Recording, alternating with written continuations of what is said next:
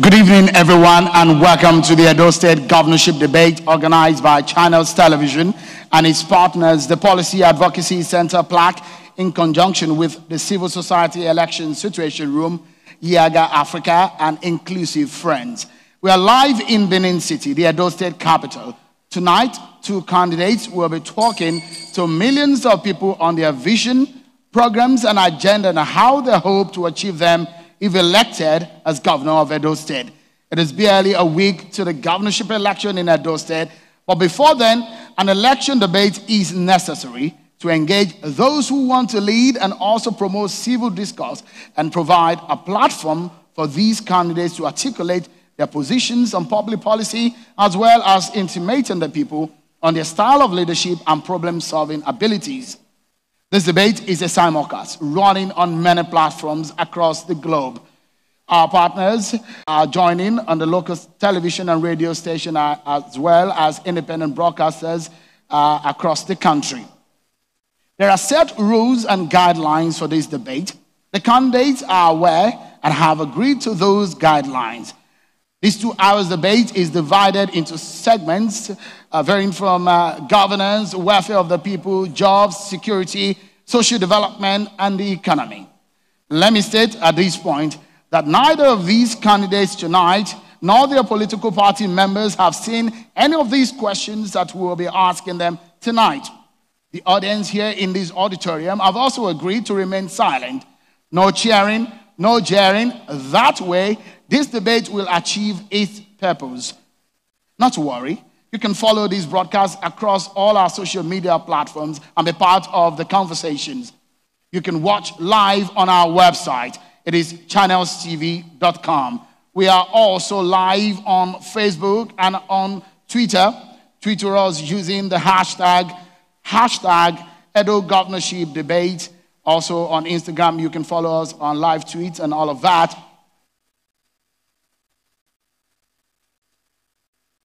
Let's now hear from our partners who are being supporting in this endeavor.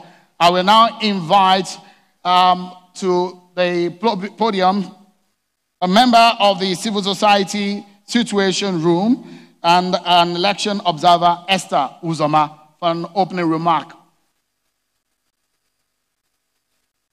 Thank you very much, Cheryl. Good evening, ladies and gentlemen. It gives me great pleasure to welcome us all to this great debate. The Nigerian Civil Society Situation Room, in conjunction with Policy and Legal Advocacy Center, Yaga Africa, and Channels Television, has provided this platform for the gladiators, the aspirants, the contestants to air their view, to tell Edo people once again what they intend to do for them, how they will make their lives better. This is part of our responsibility in deepening democracy, promoting good governance. And so tonight, I wish you all well. I wish the contestants well. Above all, I say long live the Federal Republic of Nigeria. Thank you very much. Indeed, Esther, thank you for those opening words, from their kind words. For these next 2 hours or so, we shall be engaging in issues at the heart of the matter of this election, the governorship election in Edo State, as the people are preparing for the September 19th governorship poll. I will now invite you to applaud as an exception to the rule that we have laid down tonight as I introduce the candidates in alphabetical order using their party acronym.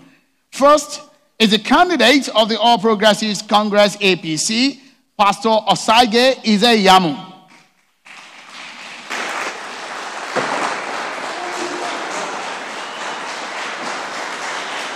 Thank you for coming. And the candidate of the People's Democratic Party and the governor of Edo State, Godwin Obaseki.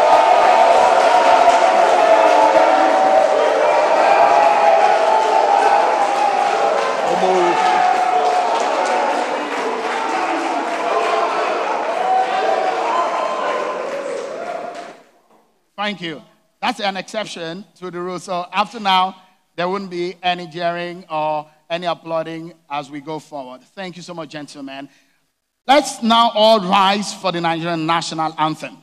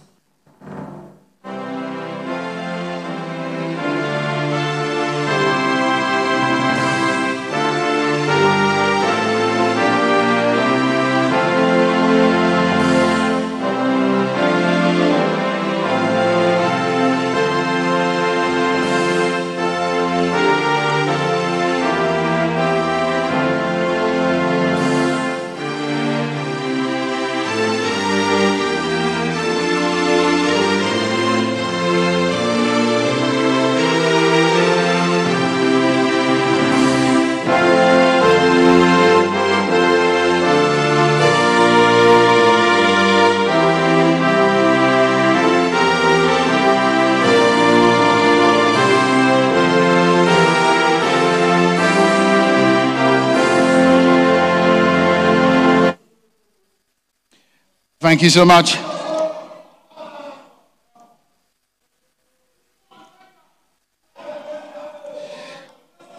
Let's now begin in earnest, and we will start with the opening statements of the candidates. For the opening statement, you have 3 minutes for your opening statement. Of course, I will start in alphabetical order of your party acronym, which the APC, Pastor Osagie, Ize-Iyamu, and we shall be asking you or allow you to be able to speak to Edo people and to Nigerians on why you think you are the right man for the job, and perhaps also tell us one thing that you feel is the most important issue for the Edo people into this election. 3 minutes, and tell us briefly about yourself too.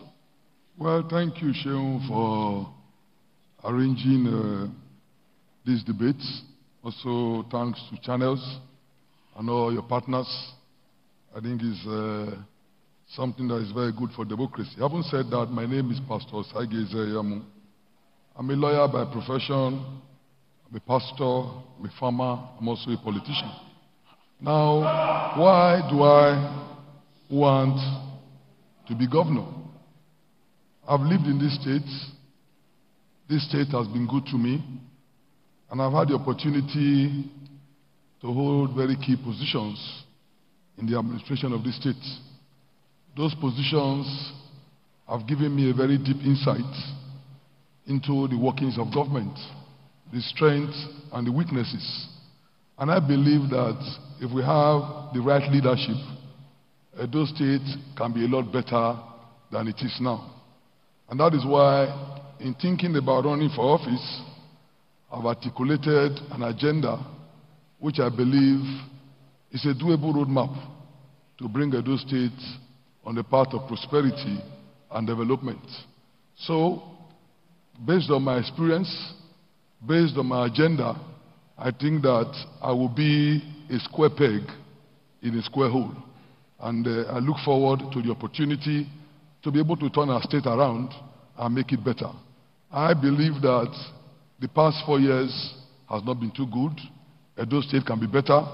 And by the time we come into office, by the grace of God, November 12, we would be able to hit the ground running because we have a clear-cut agenda and we know exactly what to do.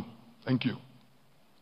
Thank you so much, Pastor Ize-Iyamu. The candidate of the PDP, Governor Godwin Obaseki, your 3 minutes starts now for your opening statement. Thank you very much, Sheung. I give thanks to God Almighty and to the people of Edo State that after 4 years, I'm back here to talk about what I have been able to accomplish for the people of Edo State and what I intend to do when given the opportunity to continue. The last 4 years have been one in which we have made remarkable and fundamental changes in the social, economic, and political life of our state. In the last 4 years, we have brought out possibilities. We have shown that it is possible to have a society where democracy truly thrives, a society where you can use the instrument of democracy to change lives, build infrastructure, reorder society, and give hope to the downtrodden. The last 4 years of my stewardship has witnessed remarkable changes and improvements in the physical space and infrastructure. In the social space, we've reformed and revamped the educational system and the healthcare system. We have introduced a new mantra for governance, a new way of doing things, a new way of spending public resources and being accountable to the people of Edo State and not a clique. The last 4 years, God has given us the opportunity and His grace to withstand with fortitude, all the pressures that stood in the way of the changes God has helped us initiate in our state. And we're very proud because our records are there to speak for themselves. I did not nickname myself Wait and See. It's the people of Edo State who decided that they will give me the acronym Wait and See because of the dramatic changes they have witnessed in the last 4 years of the life in the state. Our achievements are so numerous, and I want to thank those who have put all what we've done together in a website called wakeandsee.com.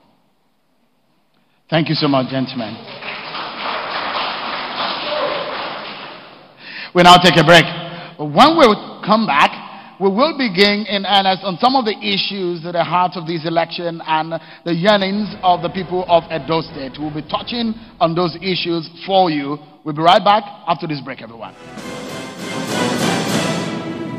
Thank you so much, everyone, for staying with us right here on the Edo Governorship debate. We'll be joined also by independent Nigerian broadcasters. Thank you so much, everyone, for queuing in, and also the local TV and radio stations. Let's get back to talking about what really matters to the people of Edo State. And I think it's very good for us to start with the issues of economy. And let's begin. Let's switch it now. Let me begin with you, the governor of Edo State, the PDP candidate, Godwin Obaseki. Records show that the Human Development Index of Edo State in 2008 stands at 0.622%. That's 12. Edo State stands as 12 out of 36 states. And in 2019, Edo State has a poverty headcount level of 6th out of 36 states of the Federation. Is that cheery enough? And what are you going to do to reverse the trend, especially on the issue of unemployment rate, which now started in 2020, according to the MBS figure, at 19%? You have 2 minutes for this question. Thank you, Chairman. In terms of human capacity and employment, that is one area where we believe we have accomplished quite a lot. On the onset, I promised that I will generate a minimum of 200,000 jobs within a 4-year period. And just before COVID-19 pandemic hit, we had created direct and indirect jobs for Edo people as much as 157,000. And where did the jobs come from? They came from the way government decided to address the economy. That government's role is being an enabler, creating an enabling environment for people to come and invest so that the economy can thrive. We had to make sure that we created a sense of order where people will not be harassed when they come in. We created a sense of purpose for the civil service so that civil servants now realize that they are supposed to provide service and complement the efforts of the private sector, that government is not in the business of competing with private businesses. Rather, government is in the business of encouraging people to come in. We also decided to work with the federal authorities in areas of opening up the economy. For instance, when I came into office, only 1 flight came into Benin because the airport did not have the capacity to. Because we realized the importance of air traffic, working with the aviation authorities, we co-invested in the Benin airport, put with navigational aids and night landing facility. Today, you have not less than 8 flights that come into Edo State through Benin airport. These and other cooperations we've had with various agencies have helped us open the economy and made it possible for people to invest and create jobs. Thank you. The same question to you, Pastor Ize-Iyamu. Yeah. The figures are showing about the issues of poverty, headcount, and the issue of Human Development Index, and the MBS figure on the issue of unemployment in Edo State. Well, it is sad when government that should be accurate with figures begin to falsify figures. If it is true that we have been able to have the number of jobs that the Edo State governor claims, our IGR will not be where it is. There will be a significant leap. But I'll tell you, and they know it, it has stagnated. What they call jobs are people who are trained. And I'm sure he's not going to mistake the appointments he's doing now as jobs, because I know that in the past 1 month, he has appointed over 2,000 people as SSAs on social media and the rest of them. Those are not jobs. So when you say you created jobs, in what area? We know, for example, that there is a glaring vacancy in the teaching profession. Every school we went, they practically had no teachers. Nobody was employed. So for a governor who talks about creating jobs, a sector as vital as education. You have left it the way it is. Most of those schools don't have teachers. The same thing with the hospitals.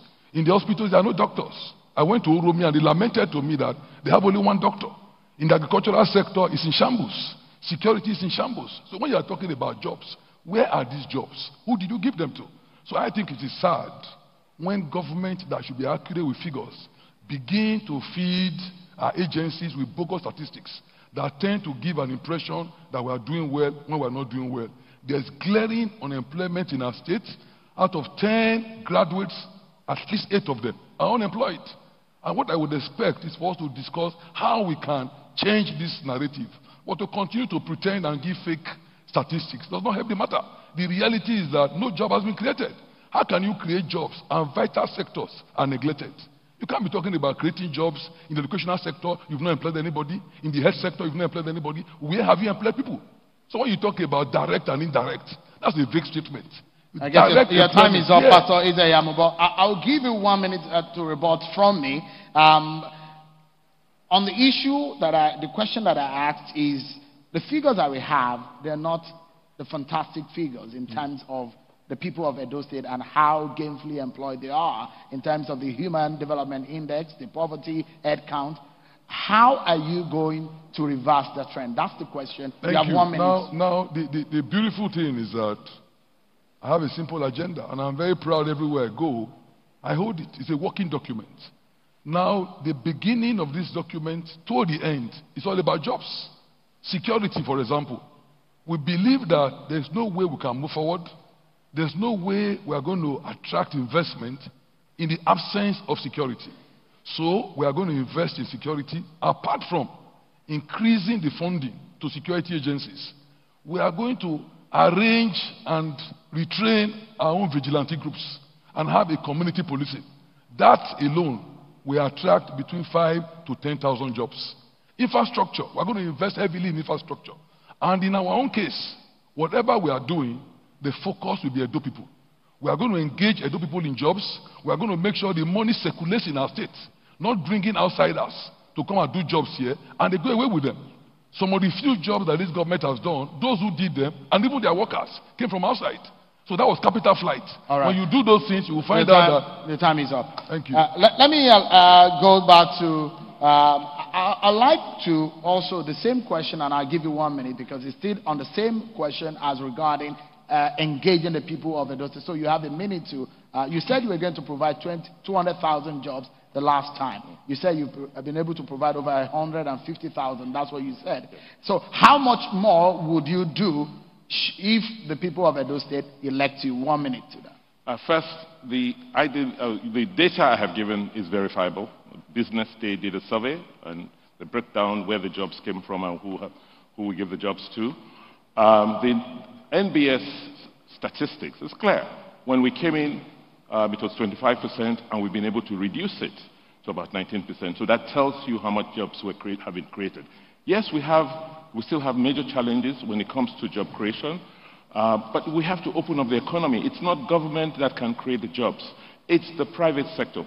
And the mistake that previous administrations have made, including the one in which my brother served, is that they do not realize that government's role is to leverage. Government's role is to attract more resources. Government can never have all the resources it needs to do the things it needs to do for our people. So it's to organize government in such a way that it's open and attractive and brings more resources in to create the jobs that we need. All right, so you don't have a target of how many jobs they're going to create? Do you have that? No, we haven't given specific targets this time around, but we want to do great jobs to a certain percentage of the population that are currently unemployed. All right, just hope to clear that. Still on the issue of the economy, there will be an opportunity for a rebuttal after, at the bottom of this segment. The coronavirus has dealt a big blow on economies across the world. Nigeria is not insulated from that. States in Nigeria are also feeling the heat. Federal allocation is dwindling every day. Revenue is a major problem. Issues of productivity is coming up. And governments are thinking or rethinking the ways of taxation. Let me ask you, and I begin with Pastor Ize-Iyamu. You have 2 minutes to answer this. It's about taxation. On the issue of revenue generation, what's your thinking about, or your belief about issue of taxation of the people of Edo State presently, and how much do you think, how much tax could be considered overtaxation? Well, we must abolish multiple taxation. There are too many taxation that practically are all the same heading, from federal, state, and local government. We need to abolish them. And then we need to streamline those who collect government revenue.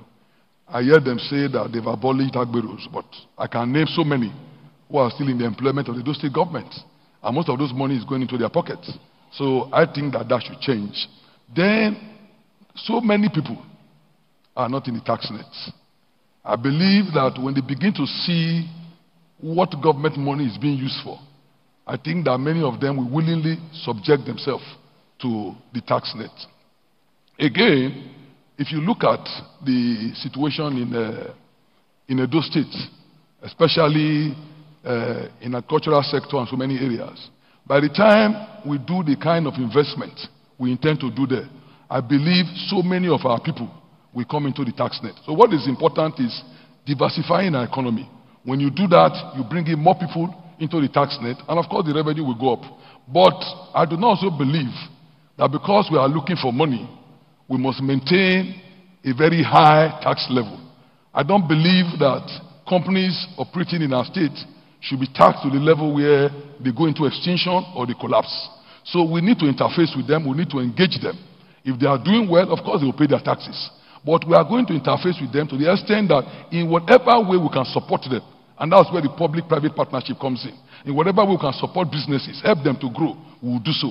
I believe if you have a better relationship with your people and with your private sector, you will find out that taxation will go up on its own without necessarily even increasing it. For now, I just believe that no new thing has been done, no innovation.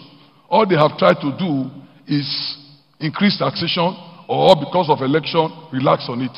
But basically, you need to create the environments that will make more people come into the tax net. Thank you, Pastor Ize-Iyamu. Your time is up. Same question, is your turn, Governor Obaseki. So if you analyze the tax structure of the state, you realize that payee, the pay as you earn component, it accounts for the largest proportion of tax, which means that you only collect money, tax people who have earnings. So what we've done is to try and expand that net and try and bring a lot more corporates, a lot more people who have businesses into the formal sector so that we can have data on how many people are employed and therefore get them to comply by paying their taxes. The second thing we have done is to use technology and try and remove the thugs or the enforcers from the streets by ensuring that people have their tax income numbers, ensuring that those who collect taxes do so without collecting cash in the case of when they collect direct taxes from people in the streets and in the markets, and to ensure that for the low-income taxpayers, you make it easy for them to pay their taxes. Where they don't have the cash flows, you give them space, you give them time, and you break it down into components, into parts where they can pay. The other thing is about the process of collecting tax. We are much more encouraging, we're more civil, and to make sure that we get a higher rate of compliance.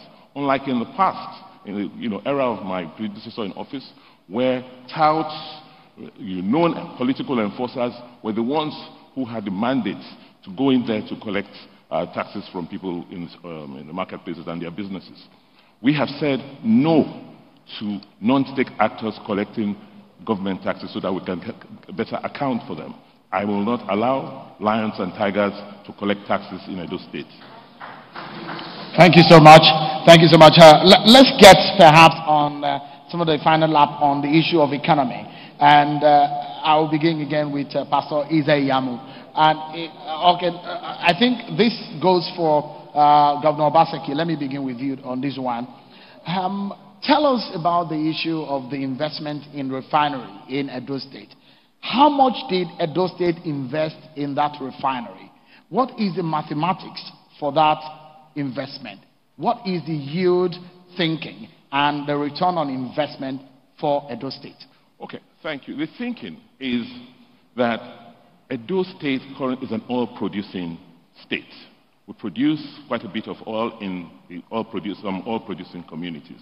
And there's a federal government policy encouraging indigenous investment in modular refineries so that people, those living in those communities, don't bust pipelines and steal crude petroleum.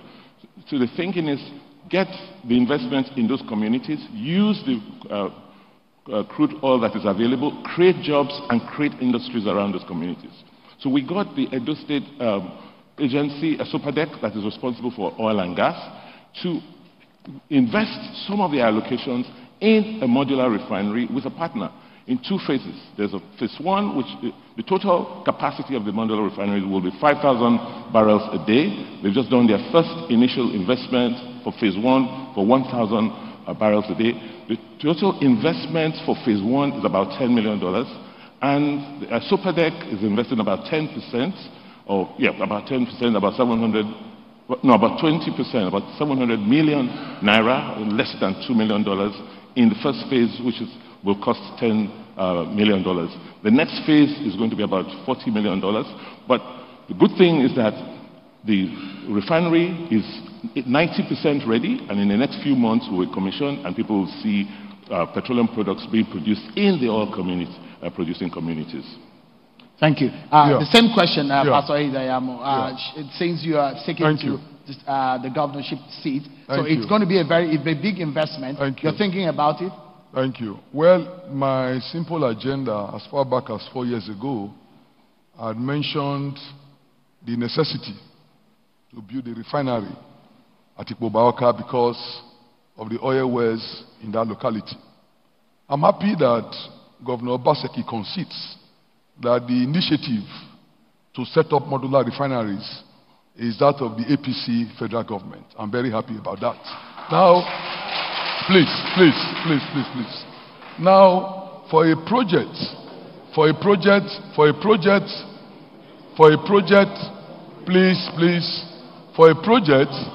that the state government lays claim to, your question was very relevant.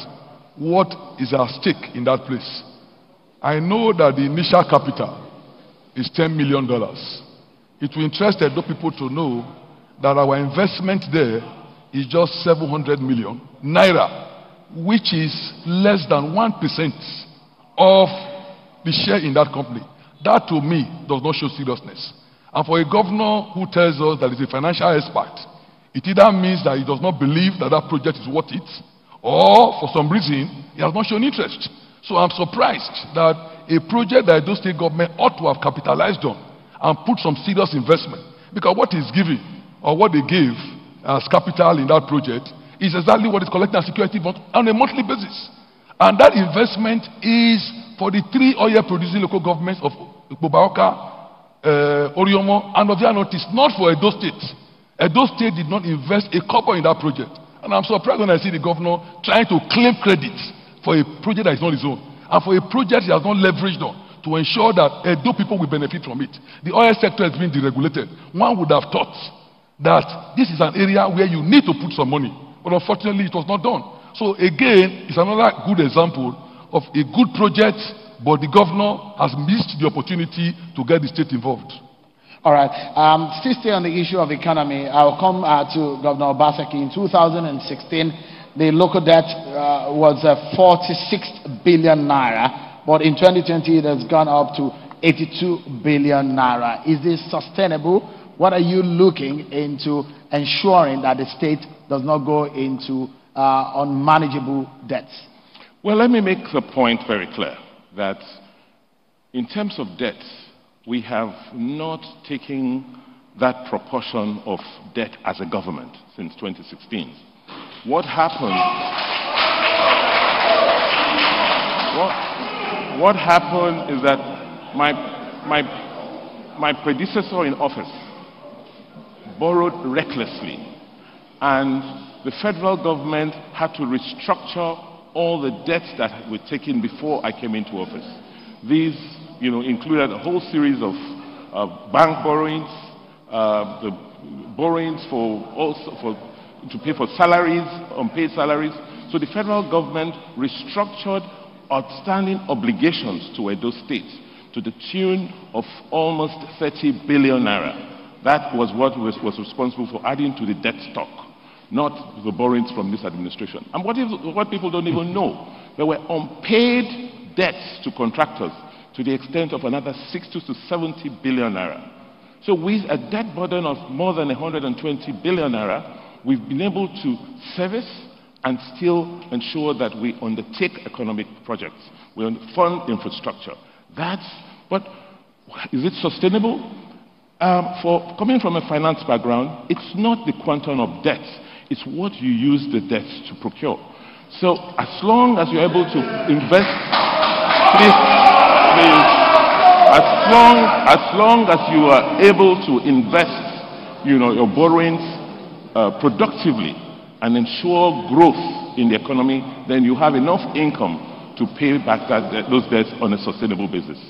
Thank you. The same question, the debt profile of the state, and should you be elected, what will you do about it? It's very worrisome, especially when there's nothing to show for it. And for me, it's scandalous to attribute the huge debt to a predecessor that you were the chief economic advisor. Sometimes you seem to forget. The role you played in the past government. But let me even give you just an example. In the agricultural sector, the loan that the governor has collected is staggering. The failed Sobe maize project, 2 billion went down the drain. The Agenebode rice project, 5 billion went down the drain. And then the oil palm project, you have collected 69 billion from the central bank, and the money has been shared to cronies. No Edo person has benefited from that money. And I can tell you that has gone down the drain. So just from agriculture alone, I've named 3 areas where over 75 billion has been collected. Not to talk about money you are collecting from the World Bank and the rest of them. You came in at a time when you had so much windfall. Paris Club, bailout funds, 75 million C4 World Bank loan. All these monies came in. What did you do with them? Where are the projects? Where are the roads? Where are the hospitals? All the promises that you made remain unfulfilled. You promised mini stadium in the 18 local governments. They are not there. You promised health centers in 1 of the 2 wards. They are not there. So what have you done? The so-called agricultural project, go and look at Sobe in the maize farm in Sobe. It has collapsed. Go and look at the rice project in Agenebode. It collapsed. So you have wasted our money on projects that were not well thought out. Even the industrial park in Obayanto, what has happened to it? A project that you promised that in 6 months, everything will be ready. Nothing is happening there anymore. Because even the land alone, you did not even do due process. You did not even check first the ownership before you embarked on it. So many of these projects you have embarked on, they are a waste. And now I'm worried. Your time is up.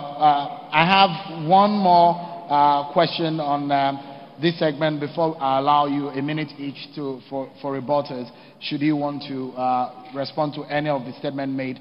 Let me ask and begin with the governor of Edo State. It's obvious that governments are tightening their belts and because of the situation of the economy. Is the civil service of Edo State over-bloated? If it is, are you hoping or are you thinking of cutting the workforce? No, the civil service is not over-bloated. The problem with the civil service is that it is aged. We need to bring in more people to work for government, smarter people, we need to train them. What unfortunately happened with the civil service is that when my brother was secretary to government of Edo State, they retrenched, they sacked the creme de la creme of the civil service, most of the experienced permanent secretaries, in the guise that they were trying to save money. So you have a civil service over the last 20 years that has grown without mentorship, without training, and without capacity building. So what we are doing is first to make, because government has to be strong, even in the face of coronavirus, to be able to manage the people, manage the state. So what we have done is we've built the John Odige Oyego Center for Public Service Training, and with that we intend to train rigorously Given our experience in the educational sector, we intend to train very rigorously and hire a whole new generation of civil servants who will be technologically savvy, who will use computers, who will use ICT to deliver government services to the people of the state. So it's not, for now we have vacancies. We are currently restructuring the civil service, reviewing the processes, the procedures, the conditions of service, such that we can now hire a whole generation of public servants who will be prepared and have the capacity to move Edo forward. Thank you so much, Pastor Ize-Iyamu. Same question. Is Edo State civil service overbloated? No, Are you planning to cut down the workforce should he be elected? Definitely not. I think the model the governor has tried to adopt is to reduce the workforce to the barest minimum. But unfortunately, whatever savings he thinks he's making is not being seen in capital projects. The only vote that has been increased during his time is the security vote, which has increased by over 100%, and yet there is no serious investment in the security sector. Now, I'm surprised that he's talking about when I left office. I left office 13 years ago. 8 years ago, for 8 years, you served under a government, and you are telling us that during those 8 years, you did no training. That lamentation is scandalous. 8 years, you were in the government before now, and you are saying that because of what happened 13 years ago, you are lamenting that right now, you place needs training. You've done 4 years, add it to the 8, that's 12 years. 12 years of total inactivity. You are now telling us that in your second term, you will do something. For a man who failed in 12 years, to attempt to try him again will be suicidal. So it can't happen. So let me make it clear that the workforce is not overbloated. I gave you an example about teachers.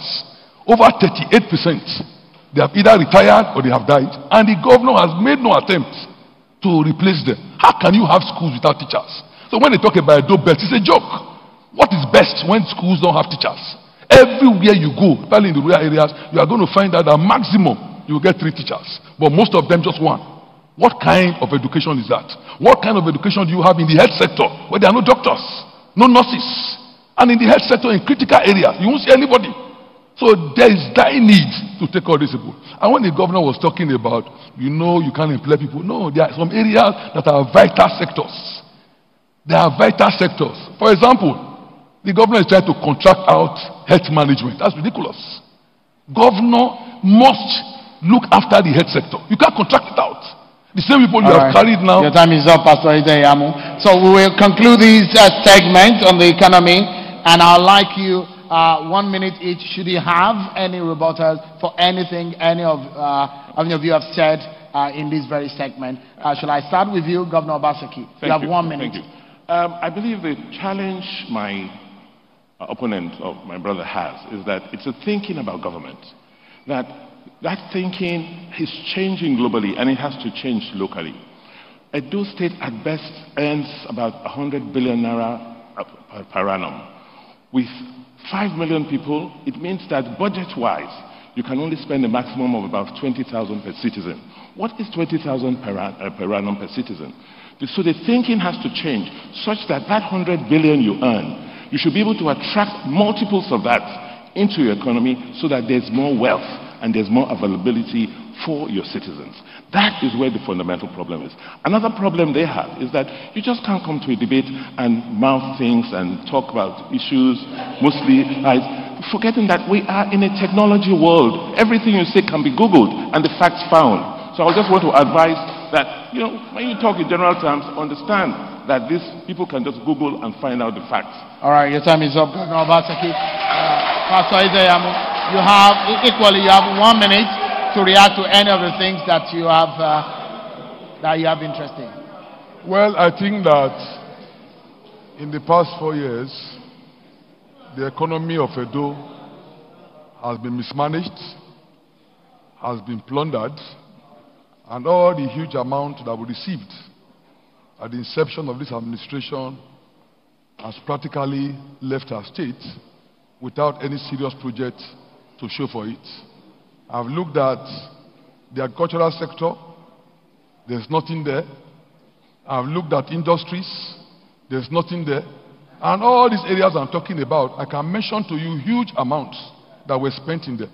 We had the opportunity, when allocation was good, to diversify our economy. The governor made what I might call a very lame attempt, and it failed completely.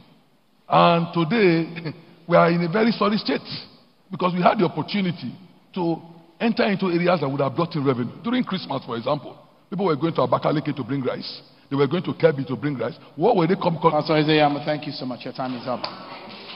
So thank you. We'll take a break. And when we come back, we'll talk more, this time around, on security, health, and education. These are important issues for Edo people, especially in these elections. We will be right back, everyone. Join us again. Thank you so much, everyone, for staying with us. We're live for you from Benin City, the capital of Edo State, for this Edo State governorship debate. Thank you so much, gentlemen, the candidates here on the stage tonight. Let's go into the issues of security, education, and health. Let me begin this time around with the candidate of the APC. The issue of cultism, thuggery, and violent crimes are a major source of worries in Edo State. Should he be elected in the first 100 days? This assumes some kind of emergency. What will be your immediate steps to stop all of these kind of crimes? Well, security is the first item on our simple agenda because, one, the insecurity in our state has reached an alarming proportion. And without security, nobody, including even our own indigenes, will want to come and invest their money in our state. So we intend to invest in security. We believe if we do so, a lot of things will change. I mentioned just now, for example, that the only thing I know that the governor has increased the vote significantly is security vote. I have no problem with increasing your security vote, but I would have wanted to see some corresponding increase in the level of effectiveness in security issues. Unfortunately, the pittance that the security agencies get is still what they get. In the past 4 years, I've not seen any investment in the security sector. When I was in government, and in fact, when so many people have been in government, I've seen huge investment, buying vehicles, buying radio equipment, giving them money to motivate them. But that has not been there in this present arrangement. Even the vehicles I saw, they are pathetic. If you see the kind of cars that the so-called security outfit they have, are not even cars that can go through a terrain. So certainly, those are not vehicles meant for crime fighting. We have not invested in security. Technology also comes in. We have not invested in it. We are perhaps one of the few states in the South that have not invested in trackers. These days, we can even invest in drones to be able to detect many of these things. Now, when you invest in security, the issue of cultism, the issue of thuggery, the issue of violence, you can tackle them. If the police are well motivated, a lot of things will change. Then one thing we had in the past, which also checkmated all this street fighting and the rest of them, were vigilante groups. But those vigilante groups were financed by communities who are no longer so buoyant, so they can't finance them. So because of that, many of these vigilante groups are practically gone to sleep. Your time is up, Pastor Ize-Iyamu. Governor Obaseki, is your turn. Same question. Thank you, Sean. First, let me correct the notion. Our security votes is perhaps one of the lowest since I've been associated with the Edo State government. It's less than 5% of our total budgets because, we have so many other commitments. But that does not mean that security is not critical and pivotal. What we have done is to rethink security and create a new security architecture for the state. I'm grateful that we have the person of the IGP, person of Adamu Mohammed. As AIG Zone 5, I have the privilege of working very closely with him to redesign the security architecture of Edo State. We're realizing that security is in the exclusive list. But the state government, the responsibility and burden of security rests with the citizens.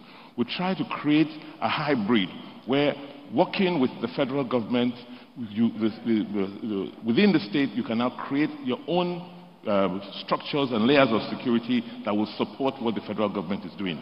That led us to creating an outfit called POWOV, the Public Works Volunteers, where we have about 3,000 young men and women who were hired in their wards and who have been trained and given uniforms to help keep public order and provide intelligence, local intelligence on what's going on in that area, and we use those, feed that intelligence into the federal security network. It's working. The situation would have been much worse. We were able to tame a lot of the cult groups and a lot of the touts in town. And this election really is going to be a verdict on how we move, how we deal with security going forward. The bulk of the lions and tigers around the APC today represent bulk of those cult groups who believe that if the APC government wins in Edo State, then they will not have their sway in our state. But by the grace of God, that will not happen. Thank you so much. Let's also look at the issue of kidnapping. That is also worrisome within, not only in Edo State, within the region, the South-South region. Specifically, what would you do? Because that's another thing. Wealthy citizens of the state and the non-wealthy citizens of the state are being victims of kidnapping. What in specifics would you do? Within the first 100 days, should you be elected as governor? Thank you. Kidnapping is quite high in the states. The governor will tell you that not too long ago, even a commissioner of his was kidnapped. And there's on and on and on and on. But the truth about it is that we are not showing enough concern. I'll give you an example. Most of the people who have been kidnapped on Bini-Auchi Road, they will tell you it happened at a place called Urokusa. That is where most of the time people come out and kidnap them. If I were governor, I will mobilize the Nigerian army to flush out the forest. Go inside the forest and apprehend those who are there. Because even the people who are kidnapped, when you listen to them, they will tell you we trekked for around 30 minutes into the forest and they kept us there for 3-4 days. Which means where they are is not even too far from the road.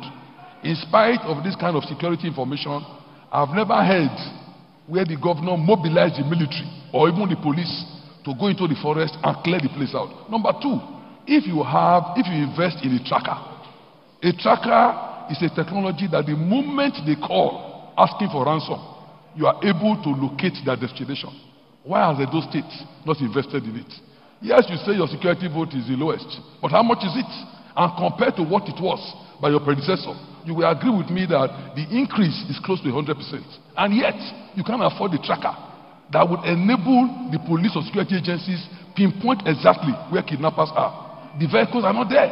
So the reality is that I would invest in technology, I would invest in the police, and the vigilante will intend to set up the community policing.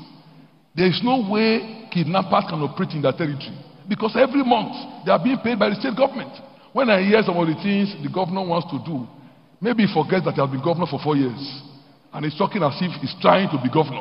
So he's talking about, I will do this, I will do that. But in the past 4 years, were you sleeping? Is that why you say we should sleep and wake before we can see your projects? You know? So the reality is that your time is up, Pastor Ize-Iyamu.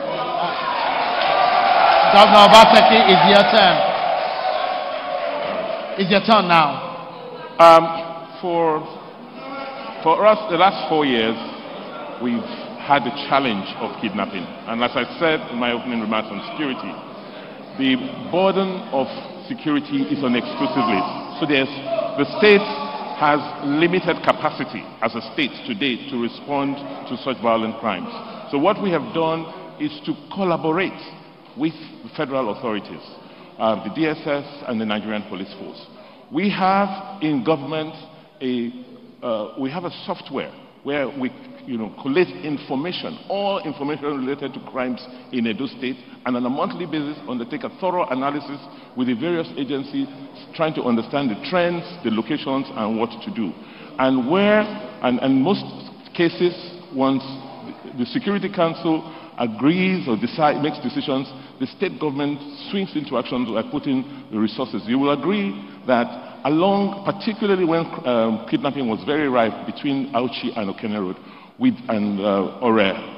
Ofosu and Okada and Ofosu, we deployed the services of the state government of contractors to clear the sides, the bushes around the roads from which the kidnappers, come in to stop vehicles.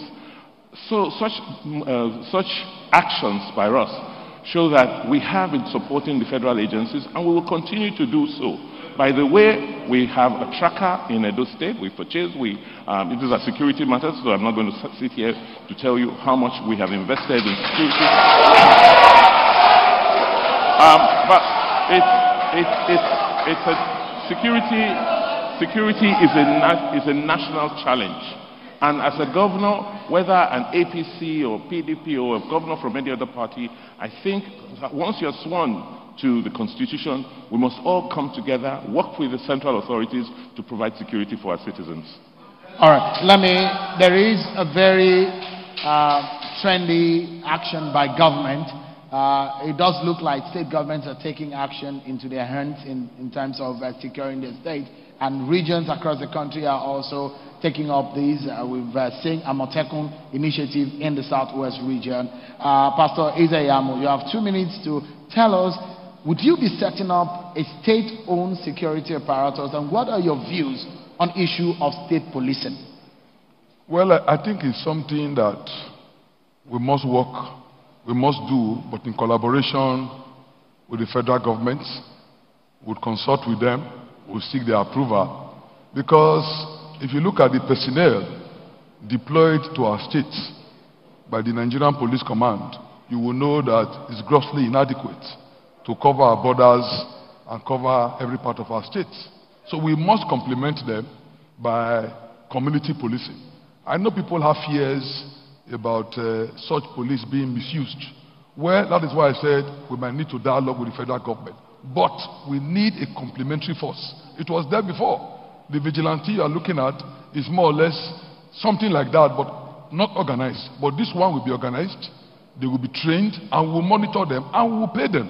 It does not make sense, our youths working at night to safeguard our state, and we just leave them like that. So for the first time, we are going to work out stipends that we will give to them on a monthly basis.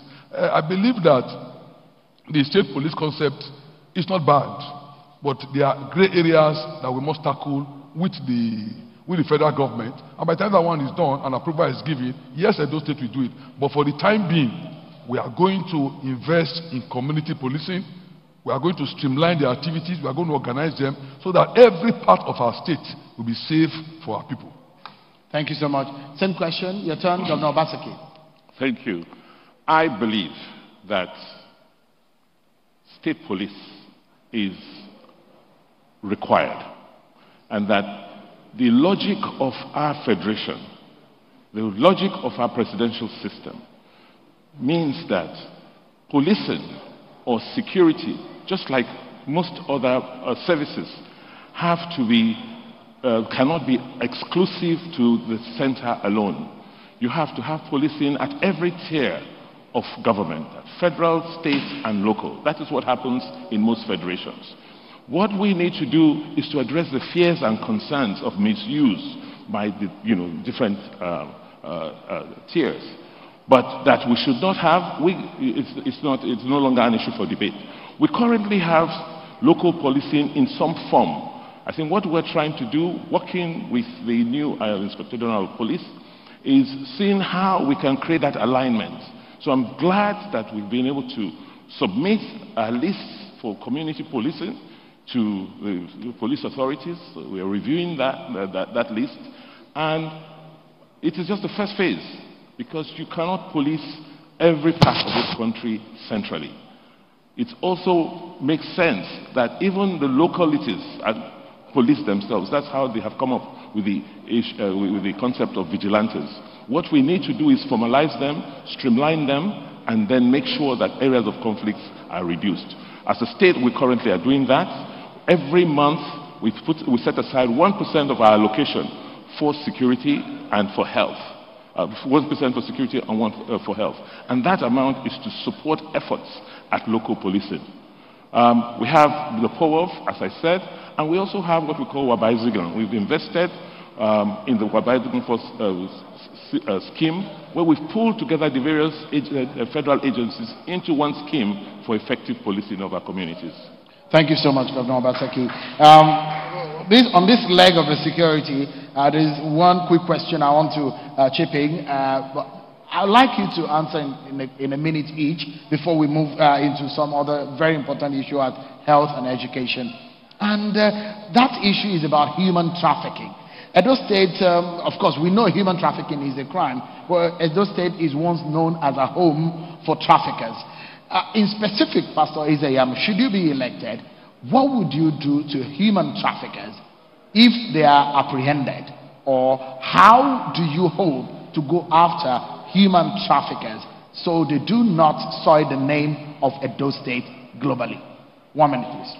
Well, it's regrettable that Edo State is being stigmatized by this issue of human trafficking. The federal government has set up an agency, and I think they are doing their best. I also believe that if we make the home environment more attractive, create jobs, and halt rural to urban drift, you will find out that these human traffickers will not be able to get people to take away.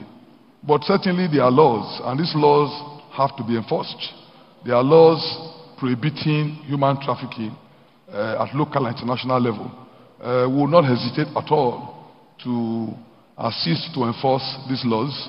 We don't want our state to be stigmatized. We have a lot of people in the diaspora who are doing very well, professionals in various fields. But unfortunately, the stigmatization has created the impression that all the those abroad. Thank you, Pastor Ize-Iyamu. Is your turn, Governor Obaseki? Human trafficking is one area we are very proud of what we have done.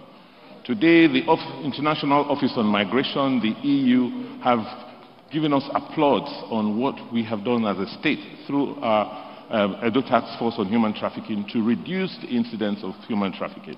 It's sad, it's really unfortunate that it shouldn't have gotten to this. When my brother was in office, as Secretary to Government, that was when the seeds for this were sown, and that was when it started. And if they had taken the sort of actions we're taking today, it may not have gotten to the state it got to. What are the issues? The issues first were in denial. The government was pretending that it didn't exist because people were benefiting from the trade. And what we've done with the agency is we've come down very hard. We're working with international agencies, particularly the Italian government, and we've been able to get quite a few convictions, and we're going to continue to work and collaborate in that regard. All right, thank you so much. Let's move into the issue of education, and centrally, I want also to anchor on how education can be digitally managed in Edo State because of the issue of coronavirus. Pastor Ize-Iyamu, should you be elected governor of Edo State, what are your thinking and what are your action plans that you have highlighted in your manifesto to deal with the effect of coronavirus, knowing full well that children or students may not be able to fully integrate back into physical classrooms, but a lot of those students who are not very buoyant, whose parents are not very buoyant, may not be able to afford digital learning. What would you do immediately, because another academic session has begun? 2 minutes, please. Well, it's an easy question because my church, we run schools, and because of COVID-19, we had to adjust and resort to e-learning. I think that is the way to go. It's clear now that nobody is sure when this pandemic will end, and we cannot keep our children at home indefinitely. So we need to resort to technology to be able to teach them, and that's what we are doing. It also means that we need to really invest in technology in our schools, primary, secondary, and of course, tertiary level. We also need to train our teachers. I agree that Edo State government appears to be trying to train teachers, but unfortunately, the only thing I find funny about it is the cost per training. Edo State is training one teacher with 1.5 million. And if you look at the statistics of the governor said they have trained 11,000 teachers. That will mean they have spent over 16 billion on just training teachers. But this training, how has it impacted our children? That's another issue. So for me, though, we need to put up a couple of experts, look for how we can vigorously go into e-learning in all our schools, even the ones in the rural areas, ensure that this pandemic do not disadvantage them when it comes to education. So we are going to do that, and that is something that we can actually start in the first 100 days. Governor Obaseki, it's your turn. Thank you. I'm sure you'll see I'm smiling. I wish I had the kind of monies that my opponent is talking about. I mean, we'll do wonders. 15 billion to 20 is a lot. But talking a lot more seriously, we thank God that we took certain decisions to reform our educational system very early on in the life of our administration. I want to pay special tributes and thanks to the chairman of our state universal basic education board, who, we got in. Thank God I listened to my instincts, because my predecessor in office, as God did not want me to employ that woman. She came in, and we have transformed our basic education system to the applaud of the whole world. I mean, Google Edo Best, and you'll be amazed at what the responses you will get. What have we done? The concept of Edo Best, the logic of Edo Best, is using technology to teach the children, to give the teachers a technology aid, a tablet where their lesson notes are loaded, where enough data is put in, and they are trained on how to teach children. That platform has been so useful that we didn't know that coronavirus would come. But with coronavirus, we've been able to just use that platform effortlessly to extend digital learning to children at home.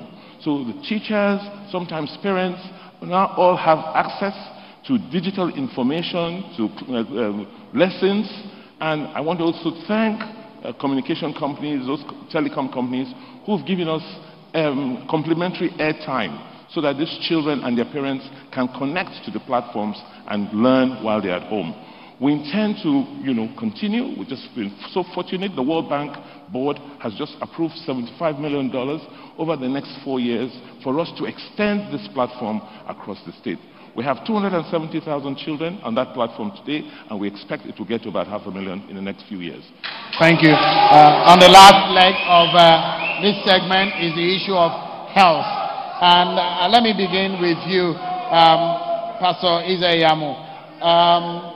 Like in Nigeria as a whole, healthcare specialists in Edo State are also in short supply. How would you manage the deficit? The deficit of health workers and health specialists? No, there are some things you can't cut corners with. You can't cut corners with medical personnel. You can't cut corners with doctors or nurses. You need them. They are essential to run hospitals. Today, if you do an audit of the entire doctors in Edo State Health Management Board, there are less than 200. And if you look at it in terms of average, it's shocking. So definitely, we need to employ health personnel. I'm also shocked that the State School of Nursing and Midwifery has been closed for the past 2-3 years. The danger it portends for our state is that in few years to come, nurses, in looking for nurses, we would have to go outside our state to source for nurses, because we're no longer producing them. And this was an institution that was very viable. People were coming from all over the place to put their children in these places, because the moment they come out, employment is easy. So health personnel is essential. But unfortunately, the governor does not appear to have paid so much attention. In fact, I was shocked when I found out that apart from during when the governor was campaigning for office, the governor has never visited the central hospital. I'm not talking about the extension that was built, but I'm telling you the one that the poor attends, because he has created a segregation. Those who are rich are able to pay card for the new hospital that was not built by him. Those who are poor, 500 naira, they go to the old one. And that old one, 4 years, the governor has never stepped into that place. That to me is the height of insensitivity. Number two, I was shocked during COVID when the governor went to Stella Obasanjo Hospital, an hospital that we built and equipped when I was SSG, and confessed that he never knew that such an hospital was in Edo. And I told myself, is this the same person that was chairman of an economic team? On what basis was he advising the governor? An hospital that was just down the road. Pastor Ize-Iyamu, your time is up. Governor Obaseki, it's your turn now. Thank you, Shehu. I think for us as a government, we are rethinking healthcare. Yes, there's been a lot of brain drain from the medical sector in Nigeria. But Edo is blessed. Edo has an advantage. Don't forget that Edo has had University of Benin Teaching Hospital, a center of excellence for the past 40 years. And that institution has produced a whole array and range of medical personnel, and most of them still live around the state. So you still have a critical pool of medical personnel. What we need to do is to rethink healthcare and not think about healthcare as hospitals.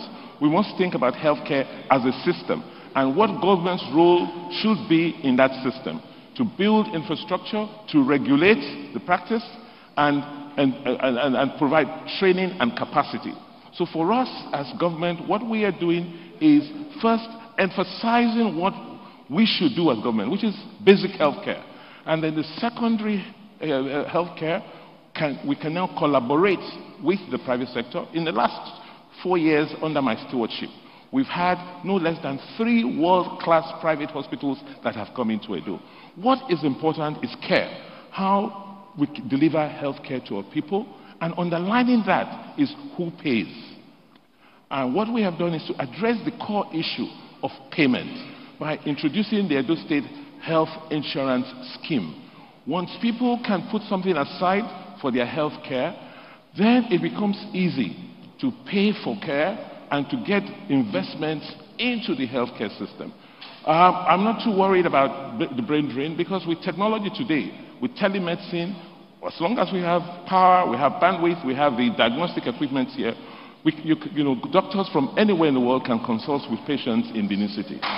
Thank you so much, gentlemen. Well, we'll take another breather, but when we come back, the next segment is about clarification about issues that have been raised in this governorship campaign. And when we come back, we'll talk about that. Join us again, everyone.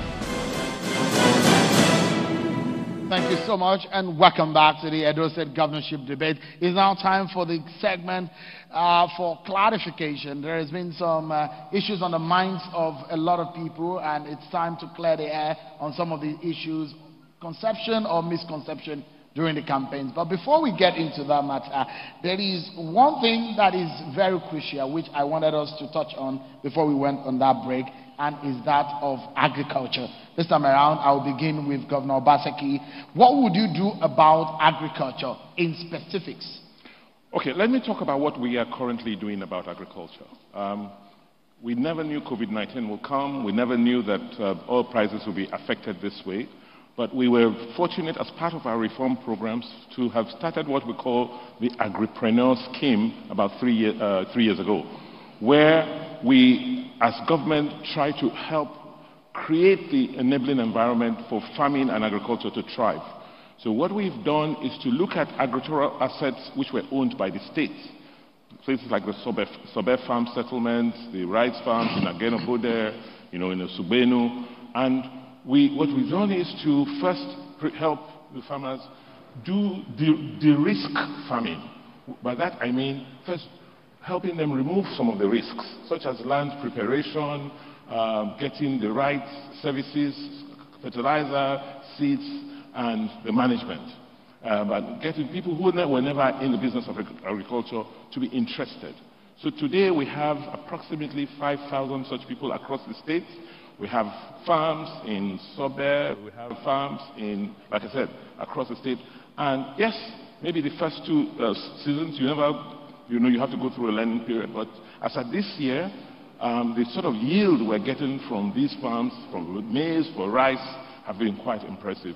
The other action we've taken after COVID is to have a database of farmers in various communities, and we have our extension workers approach them directly, support them with fertilizers, support them with improved seedlings, but more importantly, support them with offtake, so as to encourage them to produce more. So I go to you and I say, look, what do you need? You need to prepare more land. We'll help you prepare the land, give you the seedlings, and when you cultivate, we give you a guarantee that we will buy back from you. That is now encouraging a lot of our farmers in our rural communities to expand their hectareages under cultivation. Pastor Ize-Iyamu, it's your turn now. Well, farming is one area that I'm very passionate about, and I actually have a farm. But like I said in my opening statement, the agricultural investments of this present government have been a disaster. For example, the survey is talking about, they partnered with Saro Farms and spent close to 2 billion. If the governor will be factual with us, and if I were to ask him if that money has been recovered, the answer is no. That money has gone down the drain. The same way the partnership they had with Mistra in respect of the rice in Agenebode, the project collapsed and that money is gone. And my fear is that the 69 billion that they also took for oil palm, if we are not careful, it will go the same way. So the reality is that as of today, what do you know Edo for? There are some states you will say, oh, rice. Some states you will say cocoa. What do you know Edo for? Nothing. So when we say that we've invested so much in agriculture, in theory perhaps, in terms of paperwork perhaps, but the reality on ground is that nothing is there. When I went to Sobe to campaign, deliberately, I went to look at the place. And it was, nothing to write home about. But we are going to invest in small-scale farmers and commercial farming. We believe that farming is the way to go. And with the right investment, the right assistance, our farmers can turn our state to a food bet.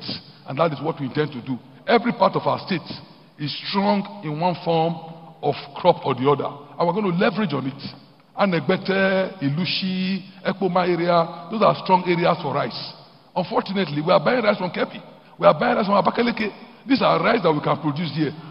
So I think that if we invest in all these things, a lot of things will change. Now, when I was going on campaign, I met a lot of farmers. And they told me that Edo State government made them to fill forms. Time is up, Pastor Ize-Iyamu, I'm sorry. So,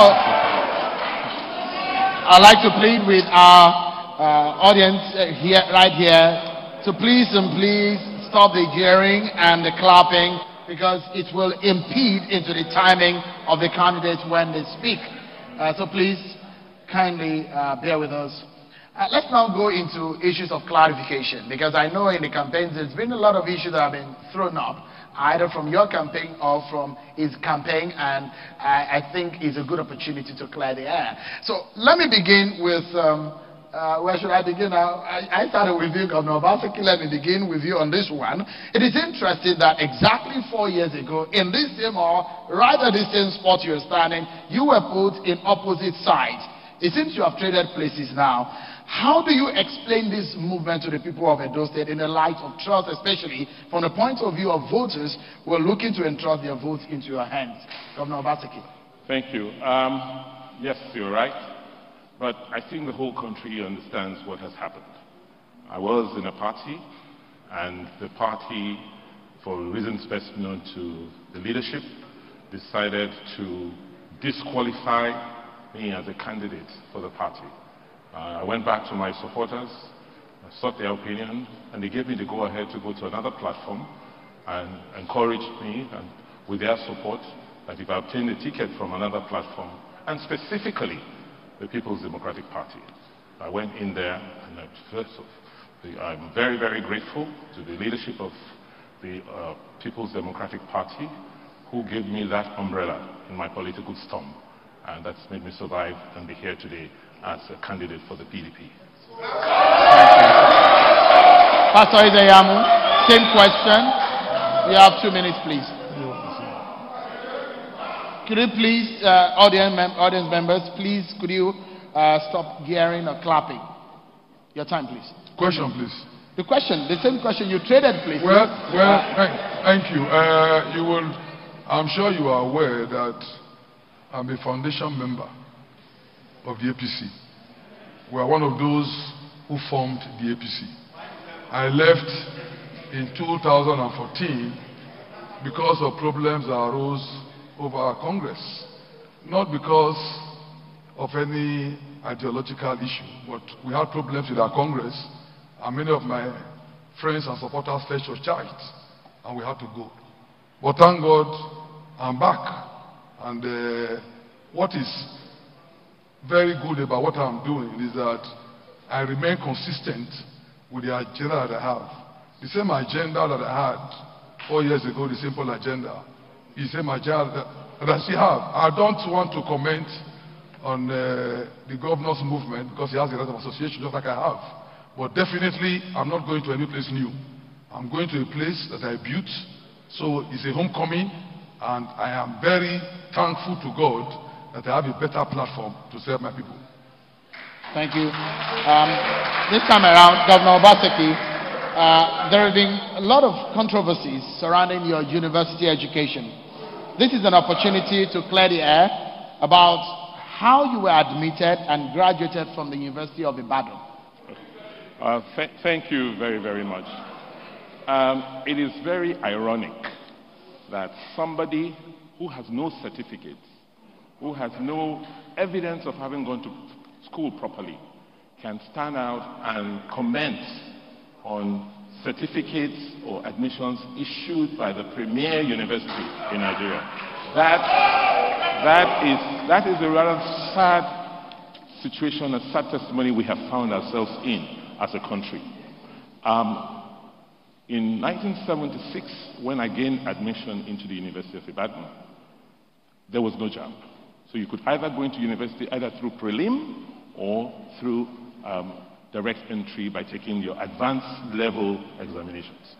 I took both, after I finished my O levels, I did my advanced levels, and it was based on my scores from my advanced levels at the University of Ibadan in 1976. Awarded me a space to study in the Faculty of Arts. I don't know what has happened, but for the University of Ibadan, the standards were and are still very, very high. And they have come out to say that I graduated from that university. How else do you want the air cleared?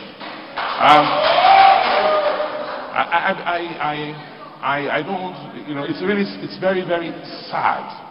It's a very, very sad testimony that in a country like Nigeria, you find some people who do not have the qualifications, have the effrontery to challenge the qualifications of those who went to proper schools. I think it's sad, and I hope this has cleared the air.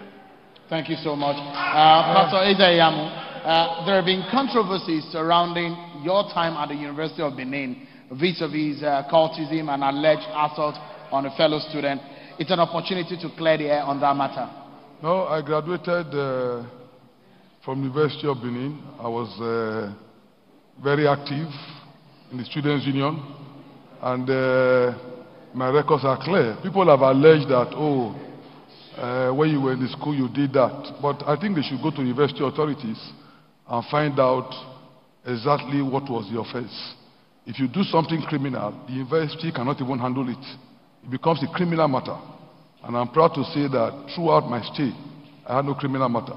So those were just things being said, like when they said that, pastor is not a lawyer, pastor is not a pastor. But thank God today, a lot of those things have been cleared. But if I might just comment briefly, when that question was asked, is he saying that it is scandalous that you that is asking do not have a degree? Because you are the one asking the question. We are not doubting you going to the university. That is not the issue. The issue is you failed by your own records. You failed school sets. You had 3 credits, no English, no maths. Even to enter A levels would have been difficult. And if you got A levels, why is it that you've not been able to present the A levels? If you did A levels, where is the result? Because that is a moral question. A lot of people are looking up to you as a governor and as a leader. The Oshomole you were trying to talk about just now, in your inaugural address, you described him as your leader and your mentor. So you haven't even qualified to now begin to indict him. But the question is, how did you enter the university? Because you failed school sets. If you did A levels, where is your result? That is the issue. And that is why you were disqualified. And the disqualification arose from information that PDP, your partner, provided. Because PDP, when I was contesting against you, said you were not qualified. You didn't have a result. Why have you not answered that question? Where is your result?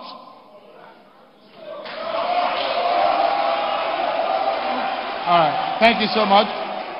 This very question will demand an answer. If you could please, audience members, Just keep it low so that we can move on because of our time. This question, I'd like you to answer in 1 minute. There is a recurring decimal in the political careers of both of you, and that is the former Governor Adams Oshiomhole. At one time or the other, is either for you or against you. Your relationship with him, I'd like you to explain your relationship with him and the role he has played in your political career. I'll begin with you, Governor Obaseki. 1 minute. I think you must note that, first, I was one of those who helped Comrade Oshiomhole to become governor in Edo State. Having left Labour, he had no money, and he didn't even live in Edo State. Putting together a coterie of friends, he was able to prosecute his ambition. And we supported him. I put together the plan for the administration, and for 8 years, I worked pro bono to make sure he succeeded. Having succeeded, and worked very closely with him, it was clear that I could continue with the plan I had given to him. And that was why he was encouraged to support my coming in as governor. Having become governor, he had his own personal agenda and thought that I'll be so subservient and he didn't realize I'll be as independent as I've become. That may have angered him to now feel that he's a godfather that can stop me. All right, thank you. Governor Obaseki, your turn now, Pastor Ize-Iyamu. Please, audience members, help us. Pastor Ize-Iyamu, your 1 minute starts now. The question, please. The question, same question, the recurring decimal in your political career. Former Governor Adams Oshiomhole. Well, I'm shocked that Governor Obaseki, who has never voted in Edo State until his own election in 2016, will tell the world that he more or less brought Oshiomhole. When I heard that they claimed that he raised the money, I laughed. And the first time I saw Oshiomhole, after a long time, I asked him. The reality is that the money Governor Obaseki brought for Oshiomhole's election, his own contribution was 100,000. And the entire amount was not up to 10 million. We know how we raise money for Comrade Adams' election. So I am surprised that in public like this, we can continue with a lie that was meant to dress you up for political acceptability. Oshiomhole needed desperately to market you, and he gave the impression that you funded his election. You know that is not true, because you were not in a position to do so. The stock market, your Afri-Invest was at its lowest ebb. You were not doing well as a stockbroker, so you didn't even have the resources. Pastor Ize-Iyamu, your time is up. Can you say that? We go on another break, but when we come back, we are entering into the very final round of this debate. We'll be right back, everyone. Join us again. Thank you so much, everyone. We're coming gradually to the closing of this debate. And before we get to your closing moment, it's time for rebuttals. I'm very sure that you have questions for each other, and I'll allow you to ask the questions, and you have 1 minute to respond, then we'll get to your closing statement. And this time around, let me begin with Pastor Ize-Iyamu. Any question for your opponent tonight? Well, let me just ask 2 questions. One in their Greek. One question, please. Okay, one question. Governor Obaseki, you've spoken so much about our Greek. Like I said, I went to Sobe, and I'm aware of the partnership you had with Saro Farm. And you spent close to 2 billion of borrowed funds to do that project. That money, has it been plowed back to that project? Is that money back to the state coffers? Or that project has failed? Let's please be factual. 1 minute to respond, Governor Obaseki. Firstly, it is false. It is not true. We did not spend 2 billion naira on a farm. The 450-hectare farm, you could not have spent 2 billion. So let us get that clear. We have a program, the Agripreneur Program, which is ongoing as I speak today. It's still working.